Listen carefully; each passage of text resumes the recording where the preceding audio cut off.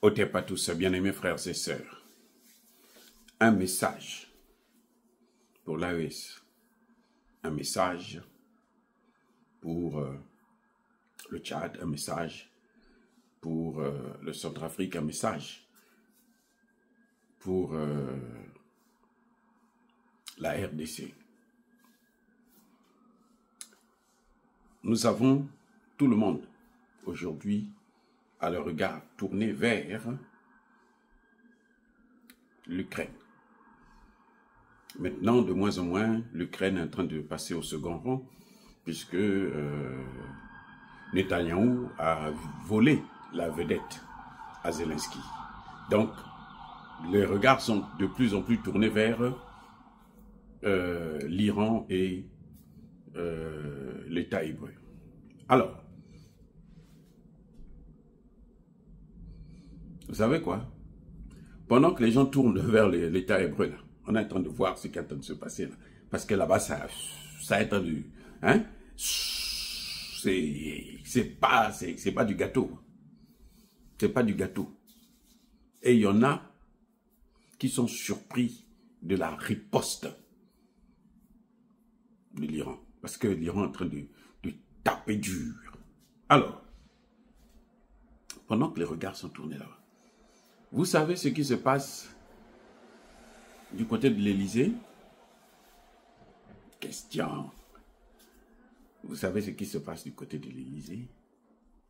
Eh bien, c'est le moment où jamais,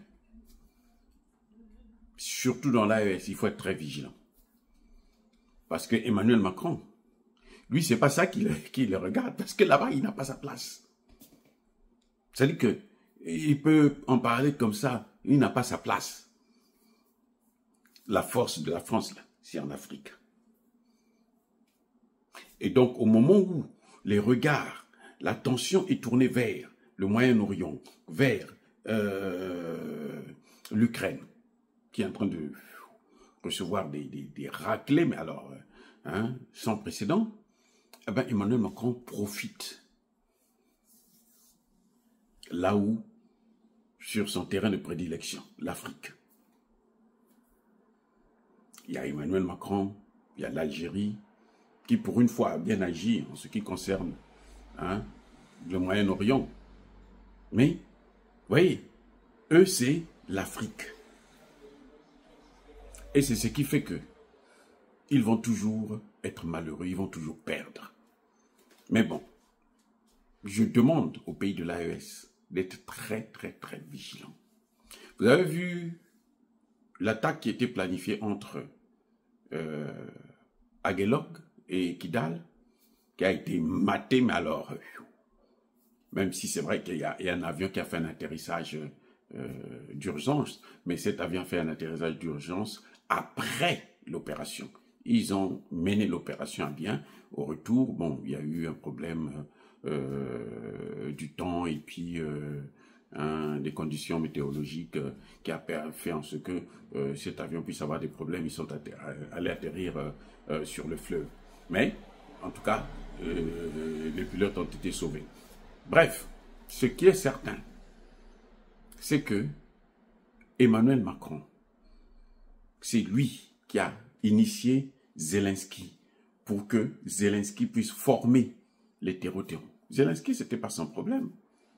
Zelensky n'avait aucune raison de nous agresser. Mais ça a été les conditions pour que Emmanuel Macron puisse soutenir le financement de la guerre. Vous avez vu Emmanuel Macron bouger dans tous les sens là comme un petit perroquet ou un singe blanc. Et c'était parce que il fallait qu'il soutienne que Zelensky puisse avoir toujours l'argent et les armes, parce que Zelensky devrait former. Vous voyez, il y a des Ukrainiens qui sont venus dans les pays autour du Sahel pour former les terreaux. Il y a des terreaux qui sont allés en Ukraine pour être formés. J'espère que Poutine a envoyé certains au repos éternel. Oui. Vous voyez, donc Emmanuel Macron, lui, pendant que les autres sont concentrés sur les vraies choses, lui, c'est l'Afrique. Oui, lui, c'est les faibles là. Parce que il a désarmé ces pays et tout, mais ce qu'il oublie, c'est qu'aujourd'hui, ces pays sont forts. En tout cas, les pays de l'AES, quoi. Hein. Ils ont des armées qui font leur boulot et qui ne se laisseront pas faire. Voilà ce qui se passe. Et même si les terreaux peuvent neutraliser certains leaders, ils ne pourront plus gouverner ces pays. C'est ça le problème. Macron ne pourra plus venir en Afrique. Personne ne va encore l'admettre. Personne ne va le tolérer, personne ne va l'accueillir, personne ne va l'accepter.